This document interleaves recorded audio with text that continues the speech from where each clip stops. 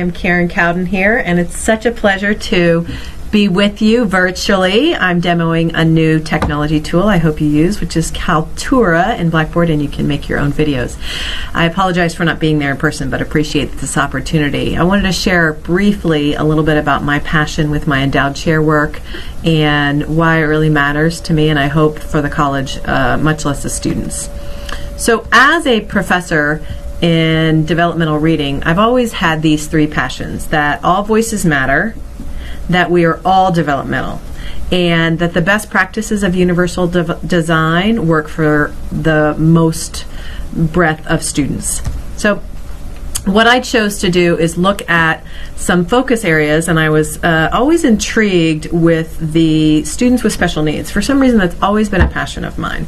At Valencia, when I was a student and served in the student government years back, I had a friend who was in a wheelchair and needed a lot of assistance, and I just kind of watched her go through some things. So my focus was the comment in our OSD statement that we provide equal access for all learners. And so what you see I did is I highlighted in red that I focused on how are we equal for learners.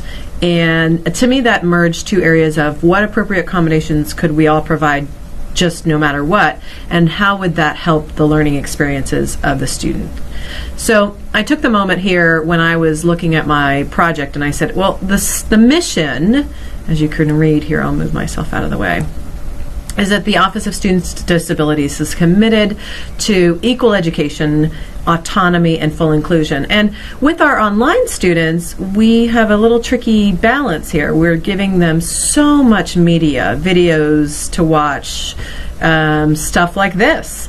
And whether or not it's captioned can make the difference for international language students, students with reading disabilities, students with processing disabilities, students just in general who are wanting to use the mute button and not have the sound come through, like they're at work or somewhere and they need to watch a video. So lots of colleges were being hit with fines. And Florida State University was hit with $500,000 of fines, $100,000 each, for faculty that did not caption their videos. And I thought, well, let's not be in that scenario as a college, much less it's not good practice for us to providing, because we're, again, going back here, we're not providing the best learning experience for students. And we as professors know that there are students in our classes that need accommodations and yet can't afford the paperwork and process of getting those accommodations through OSD. So that being the case, I met with OSD quite a bit, and I found that these are kind of their focus, and the liaison with faculty focus and the community agencies really struck me. I wanted to focus on how do we educate the faculty best. And so college-wide, since we had a lot of students with, let me move myself up again, learning and emotional and physical needs, one of the two that I focused on is learning and emotional ones that happen when you're stressed out with technology, you don't know how to use it, and you can't understand what somebody is saying. You're from a different country, like I said. You have a processing issue, like I said. You would read it better than hear it, and yet the videos or material isn't captioned. So, sorry, I'm going to skip that one.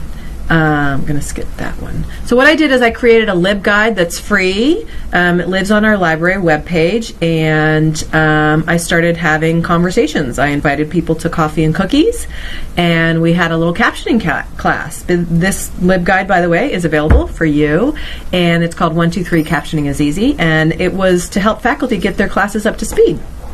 So I went around and just kind of partnered with the college doing this and kept on it for 3 years. Right now we're pretty much up to speed, and I'm proud to announce that the college has also invested some funds. We now have 2 full-time positions at the college for captioners to help with overload, and faculty are now learning that it's pretty easy to caption your own videos. So my work kind of is wrapped up. I'm now serving as the endowed chair committee chairman, which means I can't do an endowed chair, but I'm fine with that.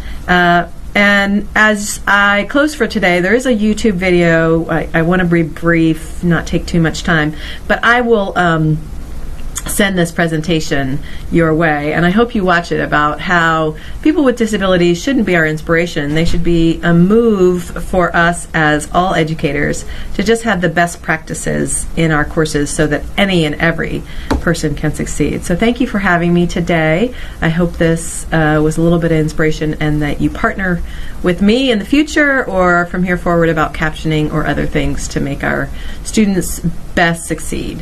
Have a great day.